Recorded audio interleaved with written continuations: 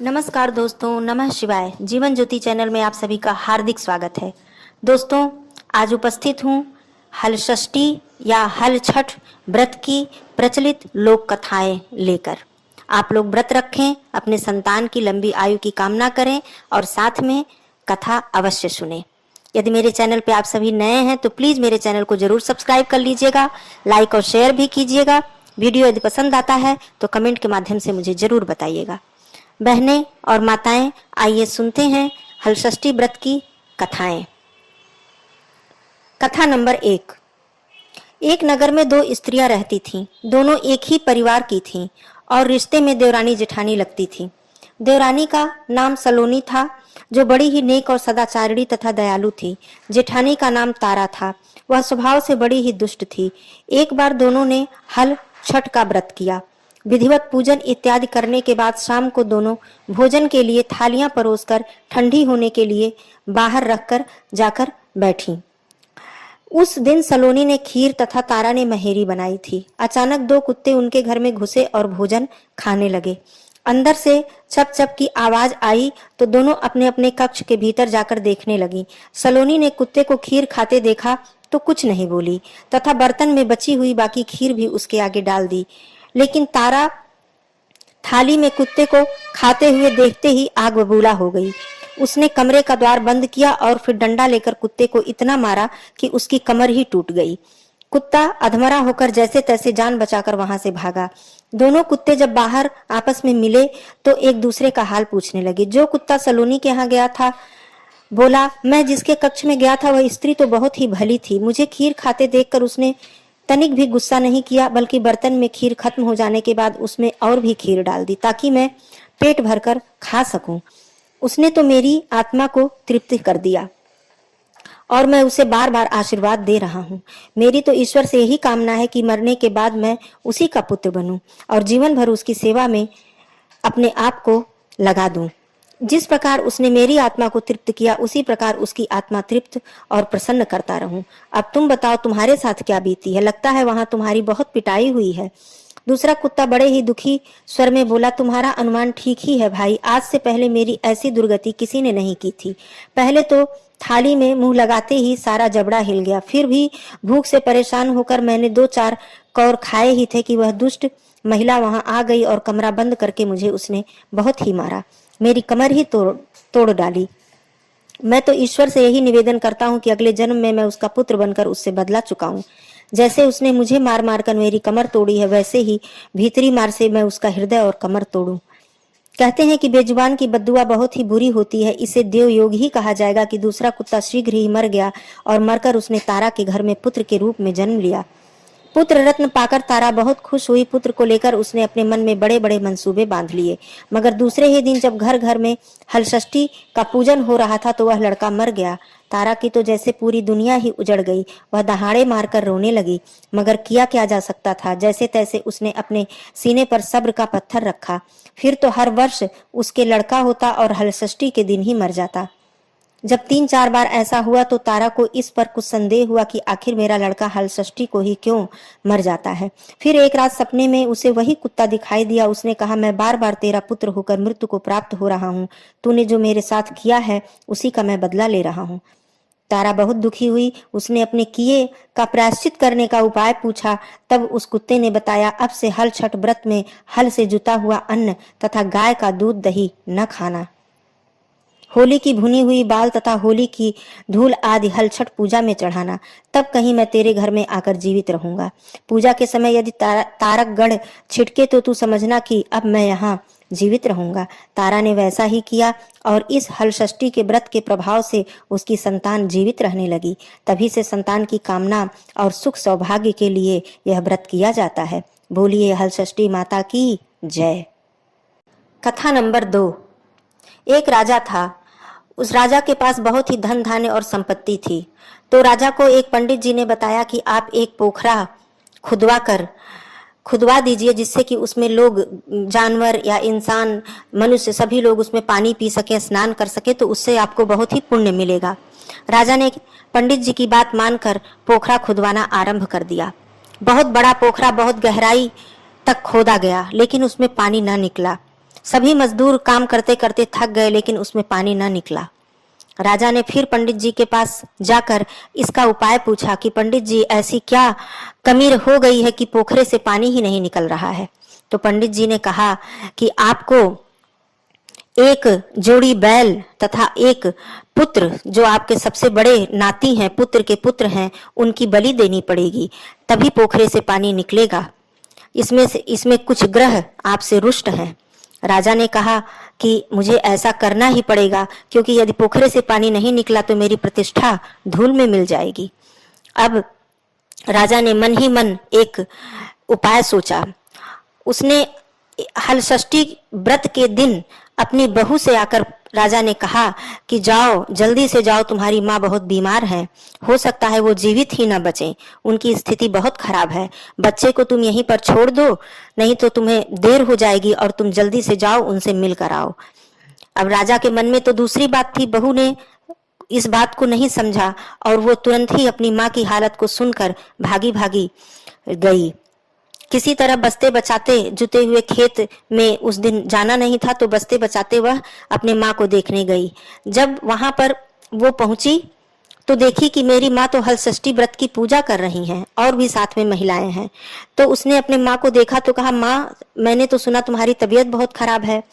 तो उसकी माँ ने कहा कि नहीं बेटी, मैं तो बिल्कुल ठीक हूँ, आज हलषष्ठी व्रत की पूजा है और तुम यहाँ पे आई हो, तुमने पूजा नहीं किया। तो उन्होंने कहा, बेटी ने कहा कि नहीं, मेरे ससुर जी ने मुझे ऐसी खबर दी कि मुझे जल्दी से यहाँ आना पड़ा और मैं बेटे को भी वहीं पे छोड़ के आई हूँ। तब उसकी माँ को कुछ शक हुआ। माँ ने कहा, बेटा तुम जल्दी से यहाँ से जाओ और मैं तुम्हारे आंचल में ये सामग्री, महुआ और कुछ ये तिन्नी का चावल और जो प्रसाद षष्ठी माता को चढ़ाया जाता है मैं दे रही हूँ, और तुम जाके जल्दी से रास्ते में पूजा कर लेना और अपने घर जल्दी से जल्दी पहुंचो। उधर राजा ने जैसे ही बहू अपने मायके की तरफ निकली, वैसे ही राजा ने तुरंत ही एक जोड़ी बैल और अपने बड़े नाती को उस पोखरे में बलि दे दी और आकर दरवाजे को बंद करके कमरे में जाकर लेट गए।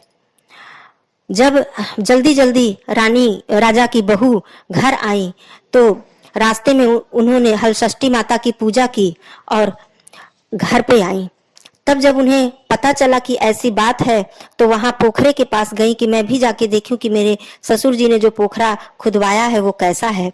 जाकर देखी तो वहां पर बहुत बड़ा पोखरे में बहुत ज्यादा पानी था और वहां पे जो कमल के पत्ते थे, उस पत्ते पर उनका बेटा ऐसे तैर रहा था, खेल रहा था। षष्ठी माता की कृपा से उनका बेटा बिल्कुल सुरक्षित था। अपने बेटे को वो गोद में उठाई और घर पे आई और अपने ससुर जी से बोली, पिताजी दरवाजा खोलिए, जिस कारण आपने दरवाजा बंद किया है वो मेरा बेटा मतलब आपका नाती बिल्कुल सुरक्षित है, जीवित है। षष्ठी माता की कृपा से सब कुछ ठीक है, आप शर्मिंदा न होएं और दरवाजा खोलें। राजा ने दरवाजा खोला और अपने बहू से माफी मांगी। षष्ठी माता की कृपा से सब कुछ ठीक हो गया। बोलिए षष्ठी माता की जय। कथा नंबर 3। एक गांव में एक बढ़ई अपनी माँ के साथ रहता था। वह लकड़ी का कार्य करके अपना और अपनी माँ का पेट पालता था। अभी जल्द ही उसकी शादी हुई थी, परंतु उसका गौना नहीं आया था। उसकी पत्नी अपने मायके में ही थी। उसकी माँ की एक बहुत बुरी आदत थी कि वह बहुत ही आलसी थी और पूजा पाठ धर्म कर्म में उसका बिल्कुल भी मन नहीं लगता था। वह हमेशा ही सुबह उसको खाने की इतनी जल्दी रहती थी कि वह रात ही में भोजन बनाकर रख देती थी और सुबह जल्दी जल्दी उठकर वो भोजन कर लेती थी। वह सोचती थी कि मैं सुबह भोजन बनाऊंगी तो मुझे देर हो जाएगी। धर्म कर्म में उसका मन बिल्कुल नहीं लगता था। ऐसे ही कोई व्रत या उपवास आता था तब भी वह यही कार्य करती थी। जब हलषष्ठी व्रत आया तो वो रात ही में तिन्नी का चावल और केरमुआ का साग बनाकर रख आई कि सुबह जल्दी जल्दी उठकर मैं पूजा करके और खा लूंगी। कौन जाएगा सुबह भोजन बनाने, मुझे उसमें देर हो जाएगी, तब तक मुझे भूख लग जाएगी। हर वर्ष वह यही करती थी। इससे षष्ठी माता नाराज हुई। अब एक वर्ष की बात है कि वह हलषष्ठी का व्रत रखी थी और रात ही का भोजन वह सुबह पूजा जल्दी जल्दी करके, पूजा पाठ में तो विशेष उसका मन नहीं लगता था, पूजा पाठ करके वह खाने बैठ गई। अपने बेटे से बोली, बेटा जरा नींबू तोड़ लाओ, ये खाना ठंडा हो चुका है, अच्छा नहीं लग रहा है। उसका बेटा नींबू तोड़ने गया। नींबू के पेड़ के अंदर एक अजगर बैठा हुआ था। वह अजगर उसके बेटे को निगल लिया। षष्ठी माता की यह कुछ लीला ही थी दोस्तों। अजगर ने उसके बेटे को निगल लिया। अब वह बुढ़िया इंतजार करती रह गई, लेकिन उसका बेटा वापस नहीं आया। उधर मायके में जब पता चला तो वहां उसकी पत्नी और पूरे परिवार वाले बहुत ही दुखी हुए। एक बार दरवाजे पे एक साधु भिक्षा मांगने आए। बैठकर उसकी पत्नी की जो माता जी थी वो रो रही थी। तो साधु महाराज पूछे कि क्यों आप रो रही हैं इतना? तो सारी बातें बताई कि मैंने अभी अपनी बेटी की जल्दी ही शादी की थी और मेरे दामाद पता नहीं कहाँ चले गए, उनका कुछ पता नहीं चल रहा है। तो साधु महाराज अंतर्यामी थे, सारी बातें जान गए और बोले कि ऐसे ऐसे जो आपकी बेटी की सास हैं उनकी ऐसी आदत है, इस वजह से माँ षष्ठी देवी रुष्ट हुई हैं और यही स्थिति है। आप अपनी बेटी को ससुराल भेजिए और बोलिएगा कि पूरे वर्ष वो अच्छे से वहां पे रहेंगी और जब हलषष्ठी का व्रत आएगा तो अपने सास को ताजा भोजन बनाकर खिलाएंगी और माँ षष्ठी की अच्छे से विधि विधान से श्रद्धा से पूजा करेंगी। सारे नियम बताकर वो साधु महाराज वहां से चले गए। माता ने अपनी बेटी को ससुराल भेज दिया।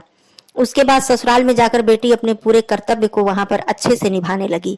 रोज अपने सासू माँ को वह शुद्ध भोजन, ताजा भोजन बनाकर देने लगी और अपने धर्म कर्म पूजा पाठ में बहुत ज्यादा मन लगाकर रहने लगी। फिर वही हलषष्ठी व्रत का दिन आया। सासू माँ ने रात ही में बोला कि सब कुछ बनाकर इसी समय रख दो, सुबह जल्दी हम लोग भोजन कर लेंगे।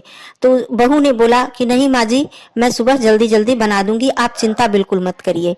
सुबह हलषष्ठी के व्रत के दिन बहू तैयार हुई, नहा धो के सासू माँ से बोली माँ जी तैयार हो जाइए, और विधि विधान से माँ षष्ठी की पूजा की और अपने सुहाग के लिए उसने माँ षष्ठी से प्रार्थना की।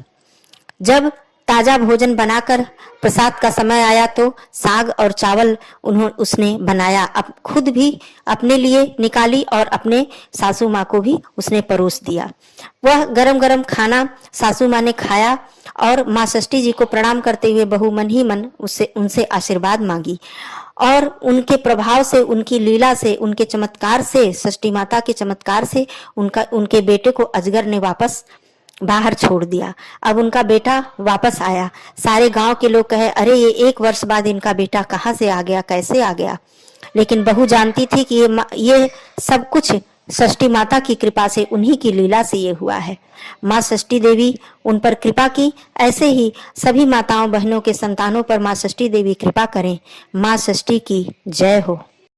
कथा नंबर 4। एक ग्वालन थी। दूध दही बेचकर वह अपना जीवन यापन करती थी। वह गर्भवती थी। जब हलषष्ठी व्रत का दिन आया तो उसने सोचा कि मैं जाकर दूध दही बेच आऊं, परंतु उसका प्रसव काल बहुत ही निकट था। लेकिन उसका मन दूध दही बेचने में लगा हुआ था कि यदि मैं दूध दही अपना नहीं बेचूंगी तो ये सब खराब हो जाएगा और मुझे पैसे भी नहीं मिलेंगे। उसने जल्दी जल्दी गाय और भैंस दोनों का मिश्रित दूध और दही ले जाकर गांव में बेचना शुरू कर दिया। रास्ते में जाते जाते ही प्रसव पीड़ा हुई उसने एक बच्चे को जन्म दिया, पुत्र को जन्म दिया। एक झरबेरी के ओट के नीचे, पेड़ के ओट में वह ले जाकर अपने बच्चे को वहां पर रख दी और जल्दी जल्दी जाकर गांव में दूध दही, वह गाय और भैंस का मिश्रित दूध दही बेच आई। चूंकि उस दिन व्रत था तो औरतों ने दूध दही ले लिया। आवश्यकता थी उस दिन दूध दही की, तो सारी औरतों ने, सारी महिलाओं ने खरीद लिया और उसने यह नहीं बताया कि यह दूध दही गाय का भी इसमें मिला हुआ है। अब वह बच्चा वहां झरबेरी के पेड़ के नीचे लेटा हुआ था, पड़ा हुआ था और वहां पर एक खेत किसान में हल जोत रहा था। उस हल के नोक लगने के कारण उसके बेटे की वहां पर मृत्यु हो गई। जब ग्वालन दूध और दही बेचकर जल्दी जल्दी आई अपने पुत्र के पास तो उसने देखा उसका पुत्र वहां पर मृत पड़ा हुआ है।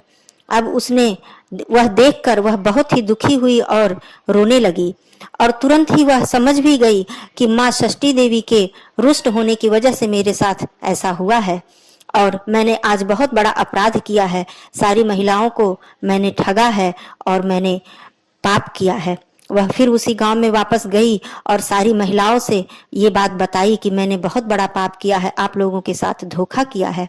और वहां जाकर वह रोने लगी और वह बोली कि मुझे षष्ठी माता ने मेरे पाप का फल दिया है।